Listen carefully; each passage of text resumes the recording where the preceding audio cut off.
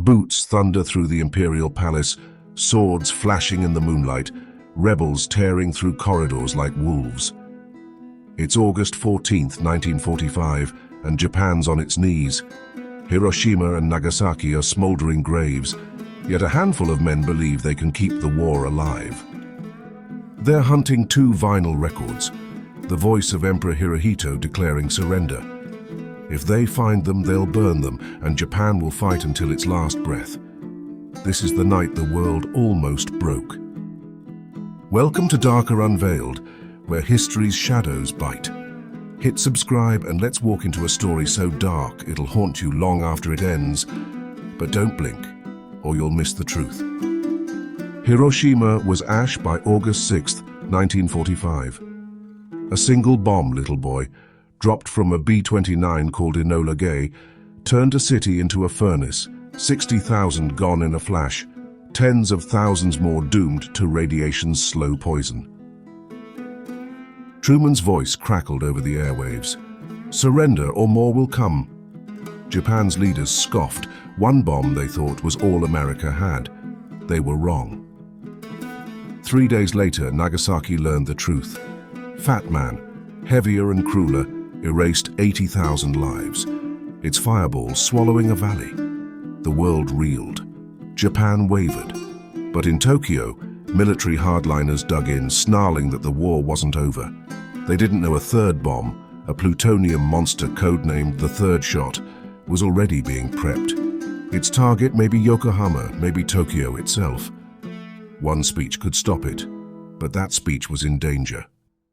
Inside the imperial palace, Emperor Hirohito had recorded his surrender, a fragile plea for peace etched on two vinyl discs. For the first time, Japan's divine ruler would speak to his people, admitting defeat. But not everyone wanted peace. Major Kenji Hatanaka, a fanatic with fire in his eyes, led a rogue band of officers in a desperate coup. They stormed the palace, guns drawn, hearts pounding with treason. Their plan: seize the records, kill the peacemakers, and rally Japan to a final bloody stand. They shot General Takeshi Mori, the palace guard's commander, when he refused to join them. His blood stained the floor as they forged his seal, locking down the palace like a tomb.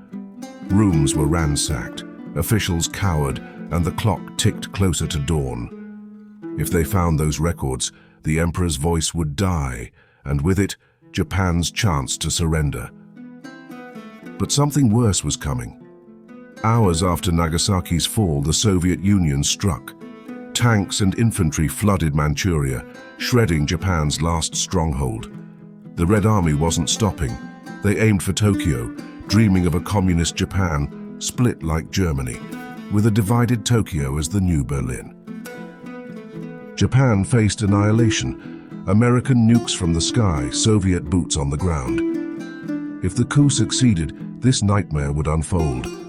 Operation Downfall, the Allies' invasion plan, loomed.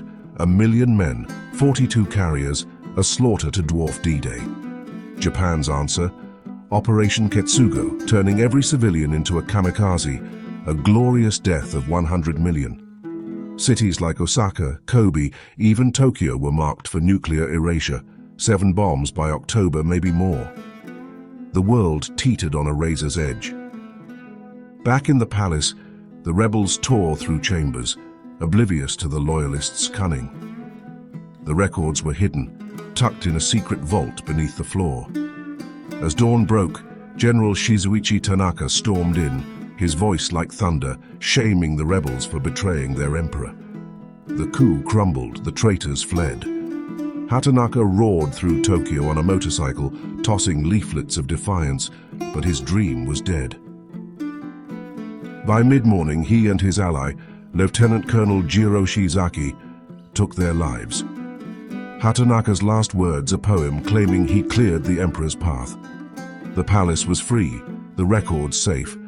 At noon, Hirohito's voice filled Japan's radios, solemn and cracked. Should we continue, it would lead to the extinction of human civilization. Families bowed, wept and listened as their divine ruler surrendered.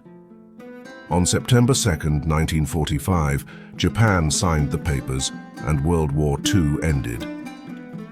But here's the twist. The war's deadliest ghost didn't fade. The third shot never fell, but its plutonium core, nicknamed Rufus, went to Los Alamos. There it turned predator. Physicist Harry Daghlian dropped a brick, unleashing a radiation burst. He died in 25 days. Louis Slotin slipped with a screwdriver bathed in blue light. 9 days, then gone. Renamed the Demon Core, it was melted down, but its curse lingered. Was it science or something darker, angry at being caged? Japan surrendered, but at what cost?